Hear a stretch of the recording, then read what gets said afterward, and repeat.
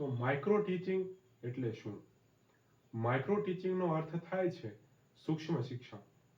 સૂક્ષ્મ, કેટલું સૂક્ષ્મ, કેટલું નાનું? અહીં સૂક્ષ્મનો અર્થ નાનાથી તો લેવાનો છે, પણ અહીં સમયના અર્થમાં લેવાનો છે તેનો અર્થ. સૂક્ષ્મ શિક્ષણ એટલે કે માઇક્રો ટીચિંગ 5 થી 7 મિનિટ સુધી ચાલે છે. આ માઇક્રો ટીચિંગ કોને આપવામાં આવે છે? કોણ આ માઇક્રો ટીચિંગનું કાર્ય કરે છે અને કોણ સામે બેસે છે?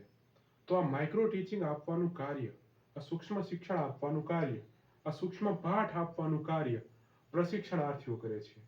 એવા પ્રશિક્ષણાર્થીઓ જે પૂરી રીતે બિનઅનુભવી છે, જેઓ ભવિષ્યમાં શિક્ષક બનવા માંગે છે પણ હજી શિક્ષક તરીકે પોતે તેમને કંઈ પણ અનુભવ મેળવ્યો નથી, તો તેમના માટે આ માઇક્રો ટીચિંગ એક ઘરેણાં જેવું છે. એવું ઘરેણું જે ખૂબ જ ઝંકે છે, જે તેમના ભવિષ્યને ઉજ્જવળ બનાવી દે છે.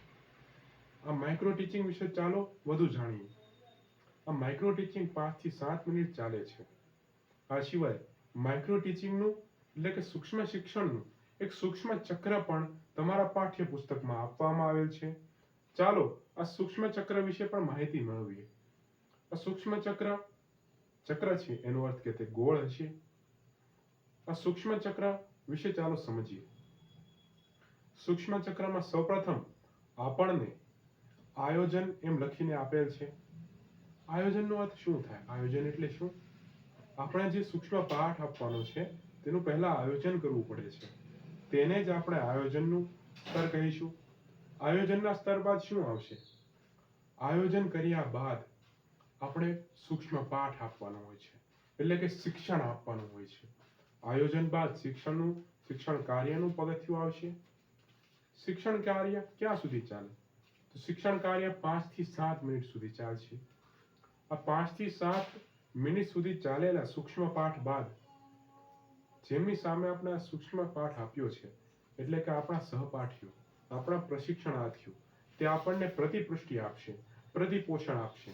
આપણે બોર્ડ વર્કમાં કાપા કાર્યમાં શું શું ભૂલો કરી, ભાષામાં શું ભૂલો રહી ગઈ, અથવા વધારે સમય આપણે લઈ લીધો કે ઓછો સમય લઈ લીધો, અથવા કોઈ પણ આપણા અધ્યાપન કાર્યમાં, આપણા માઇક્રો ટીચિંગમાં રહેલી ક્ષતિ વિશે આપણા જૂથના પ્રશિક્ષણાર્થીઓ આપણને જણાવશે.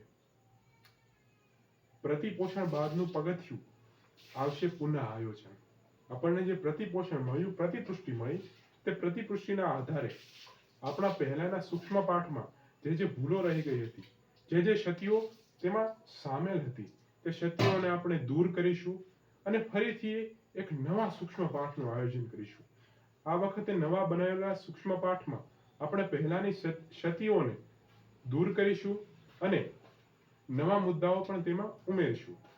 જે નવા આપણને મુદ્દાઓ ઉમેરવાનું કહેવાયું છે કે આપણે આ સુધારવાનું છે, તો સુધારાઓ પણ આ નવા આયોજનમાં આપણે ઉમેરીશું. નવા આયોજન બાદ આપણે ફરીથી વર્ગખંડમાં જઈશું અને આપણા 5 થી 7 તાલીમાર્થીઓ સામે, પ્રશિક્ષણાર્થીઓ સામે આપણે ફરીથી શિક્ષણ આપીશું. પુનઃ આયોજન પછીનું પગથિયું છે પુનઃ શિક્ષણ. આ પુનઃ શિક્ષણ બાદ આ પુનઃ શિક્ષણ પર 5 થી 7 મિનિટનું હશે. આ 5 થી 7 મિનિટના સૂક્ષ્મ પાઠ ફરીથી આપેલા પુનઃ શિક્ષણ બાદનું પગથિયું આવશે પુનઃ પ્રતિપુષ્ટિ, એટલે કે પુનઃ પ્રતિપોષણ. પુનઃ એટલે ફરીથી. આપણા તાલીમાર્થી મિત્રો, આપણા સહપાઠીઓ, આપણી 5 થી 7 વિદ્યાર્થીઓની ટુકડી આપણને ફરીથી પ્રતિપોષણ આપશે, પ્રતિપુષ્ટિ આપશે.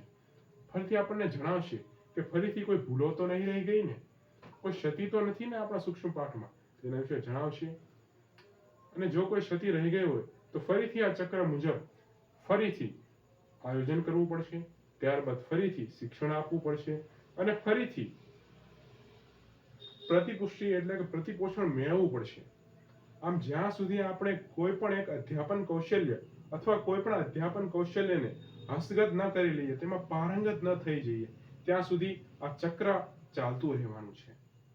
તો વિદ્યાર્થી મિત્રો, આજે આપણે માઇક્રો ટીચિંગ એટલે સૂક્ષ્મ શિક્ષણ વિશે માહિતી મેળવી છે. ચાલો અહીં વિડીયોનો અંત આવે છે.